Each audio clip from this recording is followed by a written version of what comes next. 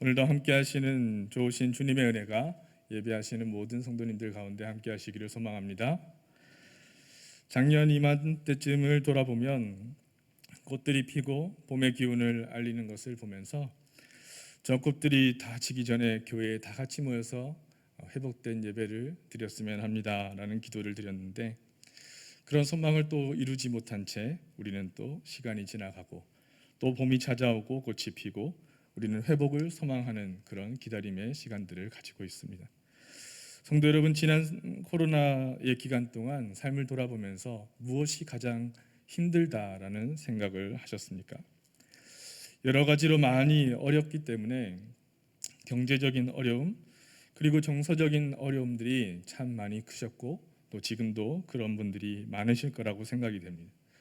어느새 비대면의 관계가 우리의 삶의 기본값이 되어버린 사회, 그리고 보고픈 이들을 이전처럼 볼 수 없다라고 하는 것이 아쉬운 그런 마음들이 참 많았습니다. 지금도 그렇습니다.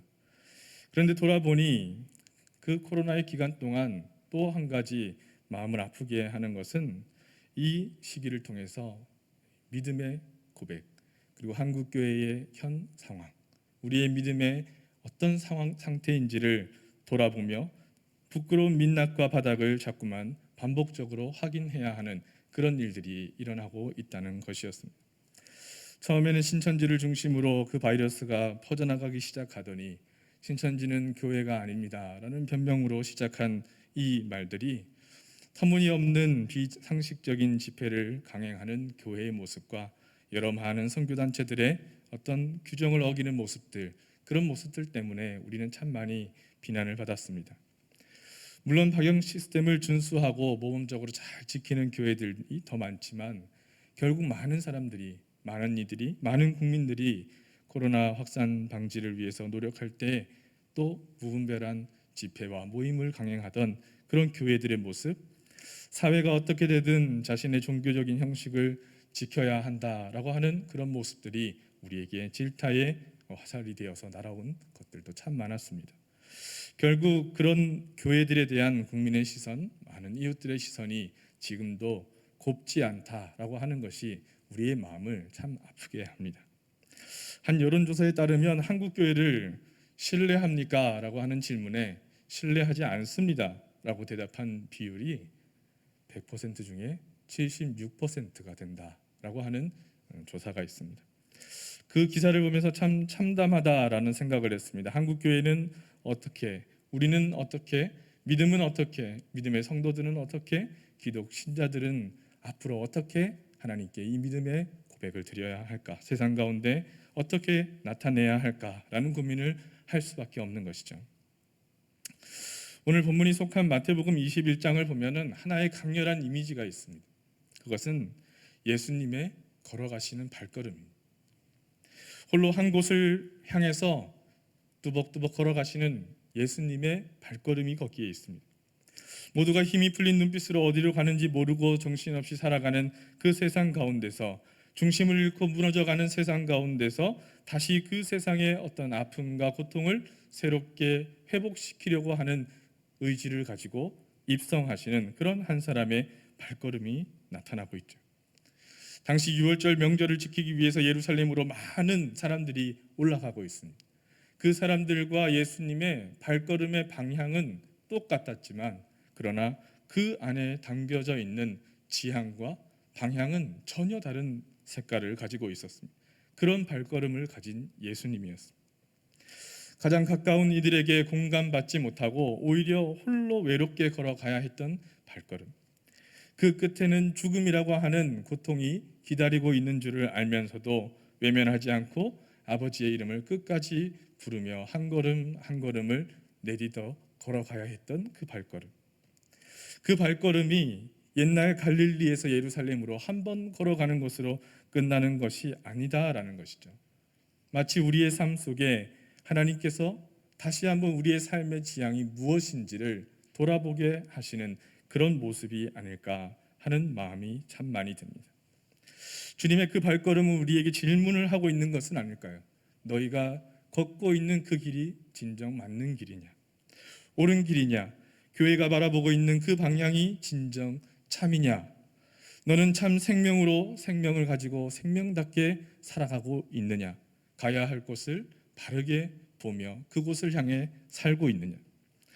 너만을 위한 발걸음이 아니라 모두를 위한 그런 발걸음을 걸어가고 있느냐 하는 질문을 우리에게 던지시는 모습처럼 여겨집니다. 갈릴리를 떠난 예수님은 어느덧 예루살렘에 들어가게 되시는데, 사람들의 환호를 받으며 성에 들어가시는 그 예수님은 성전으로 곧바로 향하셨지만 다른 이들처럼 유월절 제사를 드리기 위함이 아니었습니다. 예수님은 그 성전 안에서 일어나는 일들 중에 그릇된 것을 고치려 하는 목적을 가지고 가셨습니다.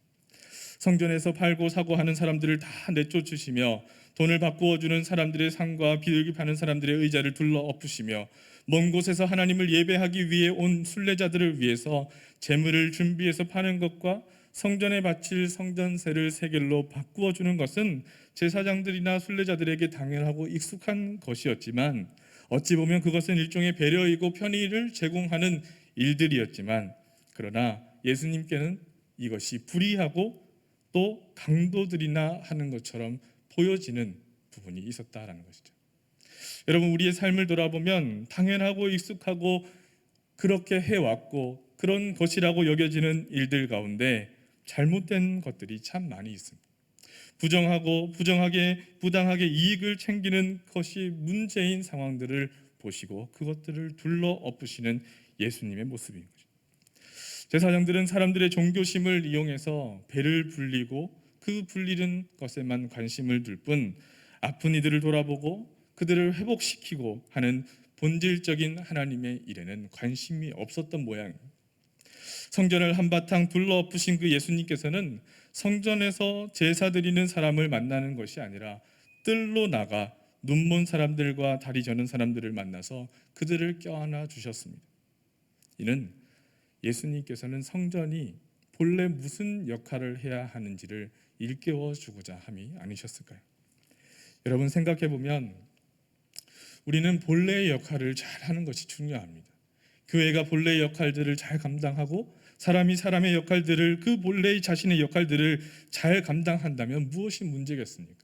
그 역할처럼 보이지만 다른 일들, 그 안에 있는 많은 부정한 것들, 부당한 이익들을 챙기려고 하는 일들이 많기 때문에, 자신의 역할을 가장한 다른 역할들을 하는 일들 때문에 주님은 분노할 수밖에 없었던 것이죠.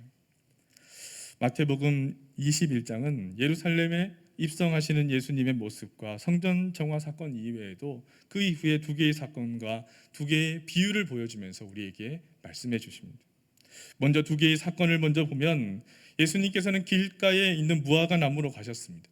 그 나무는 잎사귀만 무성할 뿐 열매를 맺지 못하는 나무였죠.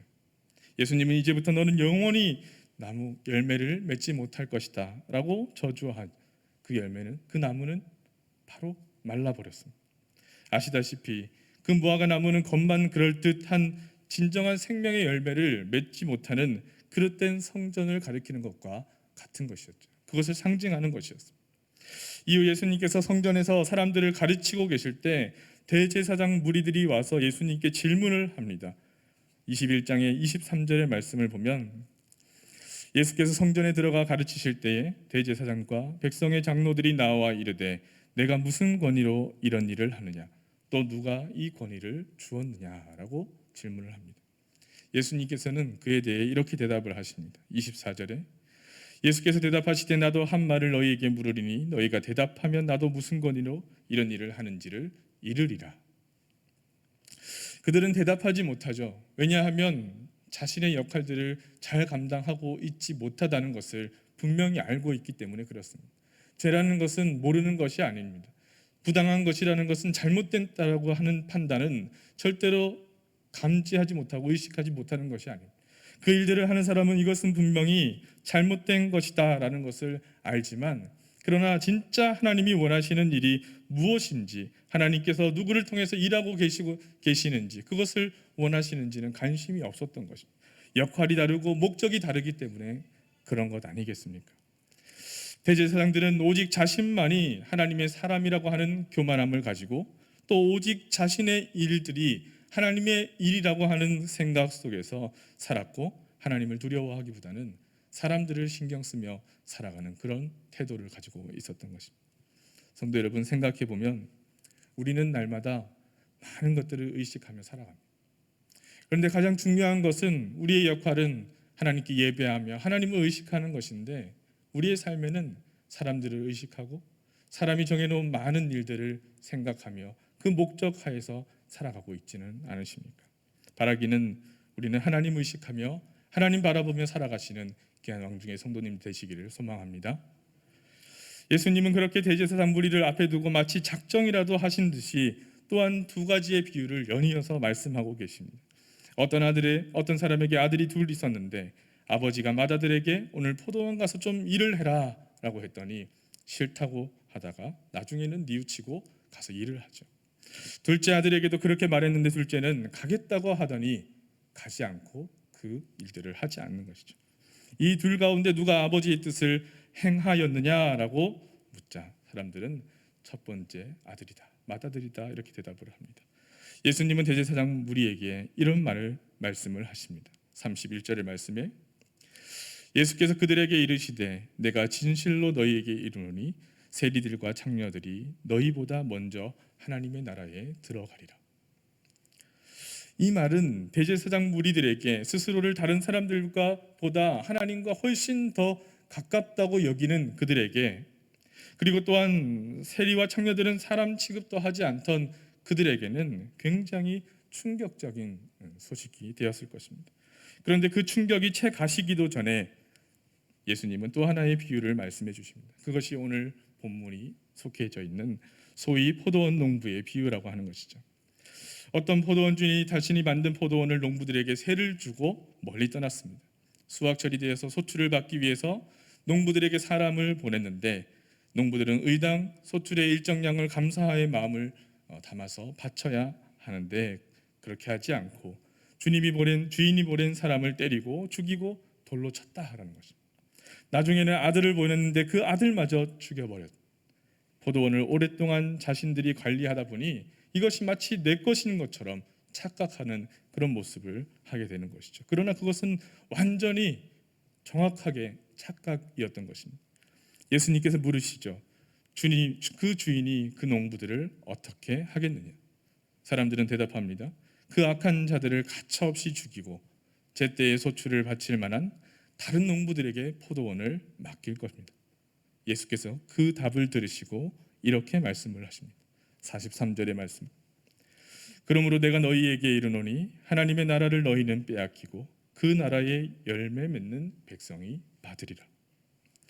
성도 여러분, 믿음을 가지고 살아가는 우리들의 삶, 이 말씀이 옛날 대제사장 무리에게 주신 말씀인 동시에 먼저 신앙을 가지고 살아가는 우리에게 하시는, 또는 우리가 속해 있는 한국교회에 하시는 그런 하나님의 말씀은 아닐까요? 요즘 뉴스를 들어보면 참 대부분 우울하고 힘든 이야기들이 많이 있습니다. 그런데 그 중에서도 간간히 마음에 감동을 주는 그런 이야기들이 참 많이 있습니다.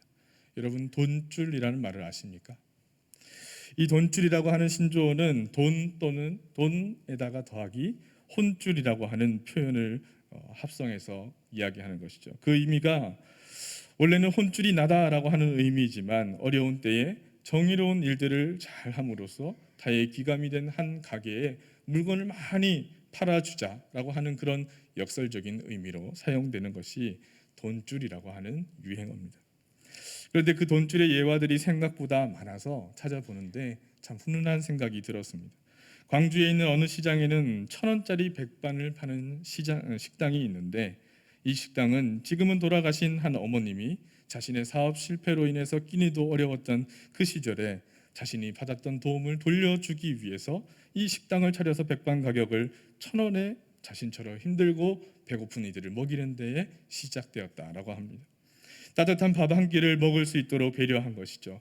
그런데 경제적인 여유가 없는 사람, 돌봐줄 아무도 가족들이 없는 독거노인들이 거기에 와서 많은 도움을 받고 있다는 것이죠. 지금은 그의 딸이 그것을 계속해서 이어나가고 있다는 것입니다. 또 서울 정릉에 위치한 한 신부님이 운영하시는 식당이 있는데 거기에는 돈이 없어 밥을 굶는 청년들에게 와서 편하게 식사할 수 있는 그런 식당을 문을 열었습니다. 메뉴는 김치찌개 하나밖에 없습니다. 그런데 찌개를 주문하면 밥은 무제한으로 먹을 수 있고 4명이 와서 2개를 시키고 무제한으로 먹어도 눈치를 주지 않는 그런 식당을 운영하고 있다라고 합니다. 청년들에게 무료로 밥을 제공하면서 이 식당의 소식을 접하게 된 한 연예인이 거기다가 많은 감동을 받아서 큰 돈을 기부해서 화제를 모으기도 했던 소식이었습니다. 그 외에도 인천에는 달동네의 국수집, 청주에는 만나 김치식당이라고 하는 등등의 여러 어려운 일들을 생각하며 나보다 더 어려운 사람들을 돕기 위해서 자신이 가지고 있는 그것들을 다 내어놓으면서 그 작은 것들을 아낌없이 나누어 주고자 하는 사람들이 아직도 이 사회에는, 세상 가운데는 많이 있습니다. 성도 여러분, 그렇다면 어떤 교회보다, 어떤 믿음의 성도보다 이 식당이 더 하나님 나라에 가까운 것이 아닐까요? 하나님은 과연 우리가 살아가는 이 시간, 이 시대에 어떤 이들을 찾고 계시겠습니까? 아마 본문에서도 알 수 있듯이 다른 농부를 찾고 계실지 모릅니다. 만약 우리의 모습이 또 한국 교회의 모습처럼, 그런 믿음의 모습처럼 계속적으로 부끄러운 제 모습에서 돌이키지 않고 십자가를 온전히 바라보지 않고 온전한 믿음의 모습으로 갱신되어져, 개혁되어져, 바뀌어져 나아가지 않는다면 오늘 43절의 말씀처럼 하나님의 나라는 너희는 빼앗기고 그 나라에 열매 맺는 백성이 받으리라 하는 그 경고의 말씀처럼 되어버리지 않겠습니까? 76%의 국민들이 한국 교회를 신뢰하지 못한다라고 말을 한 이유가 무엇일까요? 사람들이 교회와 교인들을 보았을 때, 또 목회자들을 보았을 때 그 안에서 하나님 나라가 보이지 않는 것 아니겠습니까? 그 안에서 예수님의 사랑이 보이지 않는 것 아니겠습니까? 한때 교회의 세습으로 시끌벅적한 일들이 많이 있었을 때 그 소식을 전하는 앵커가 교계의 원로였던 한 목사님께 후배 목사님들이 찾아와서 목사님, 우리에게 권면의 말씀 한번 해주십시오 라고 하는 그 요청을 드렸을 때 그 원로 목사님께서 이런 말씀을 하셨다고 합니다. 목사님들 제발 예수 잘 믿으세요 라고 권면을 하셨다. 그 앵커가 이런 소식을 전하면서 자신은 교회를 다니지 않고 성경을 잘 모르지만 예수 잘 믿으라는 하는 이 말의 의미를 되새겼으면 좋겠다. 그러면서 교회가, 성도들이, 신자들이 예수를 잘 믿는 그런 신앙생활을 하기를 소망합니다 라고 그 소식을 전하는 마지막 멘트로 사용을 합니다. 성도 여러분, 정말 간절히 소망하기는 우리 모두 예수 잘 믿고 살아갈 수 있기를 소망합니다. 예수님의 발걸음을 쫓아갈 수 있는 그런 믿음의 삶이 되기를 소망합니다.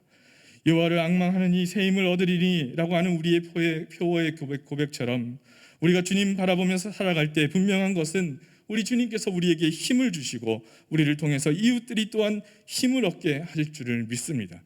그 주님의 발자취를 쫓아가는 그런 한 주간의 삶을 살아가십시오. 마음이 어수선하고 갑자기 어떻게 살아가야 할지를 모른다 싶은 절망 속에서 힘을 잃고 있는 이들이 많은 이때에, 멍하니 하늘을 바라보는 그때에 우리는 주님의 발걸음을 쫓아 살아가며 그 방향이 맞다면 결국은 주님께서 우리의 주시는 도움의 은혜를 인해서 하나님께서 회복시켜 주실 것을 믿고 주님 따라 걷는 그 발맞춤에 우리의 삶도 맞춰져서 우리의 삶도 그 발걸음을 따라가는 삶의 맞춤이 일어나야 하지 않겠습니까?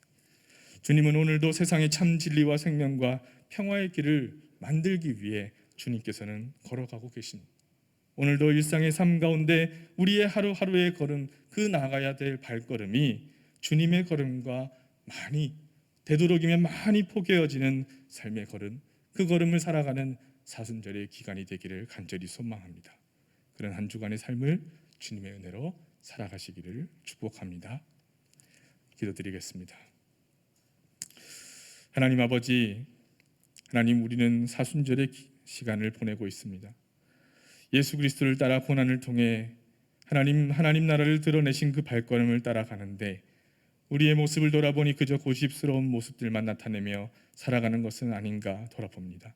주님, 우리에게 용기를 더하여 주시고 우리에게 소망을 더하여 주시고 우리에게 사랑을 더하여 주시고 하나님의 은혜를 채워주셔서 주님 주신 그 걸음, 주님 계신 그곳에 우리도 함께 있게 하여 주시옵소서. 어려움에 처한 이를 사랑으로 그 자리 가운데 하나님 계실 때에 우리도 그 자리에 가게 하시고 진실한 뉘우침과 회개와 용서와 받아줌과 배려함이 공감함이 있는 그곳에 주님 계실 때에 우리도 거기에 있게 하여 주시옵소서. 나를 내어주고 너를 살리는 그 자리 가운데 우리의 삶이 있게 하여 주시옵소서. 예수 그리스도의 이름으로 기도하옵나이다. 아멘.